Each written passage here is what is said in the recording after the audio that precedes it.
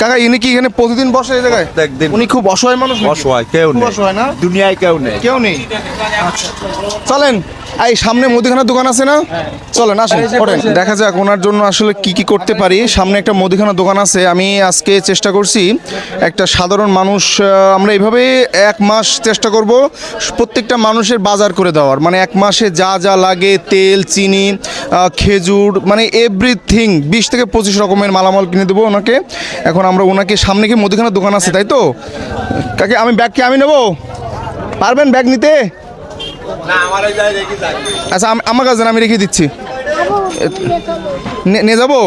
আচ্ছা আসেন আমার কাছে আসেন, ওনার সাথে আমরা দেখি ওইখানে সামনে মুদিখানার দোকান আছে, আমরা ওনাকে একটু কিছু কিনে দেওয়া যায় কিনা, আমার কী কী কিনবো সামনে আসেন।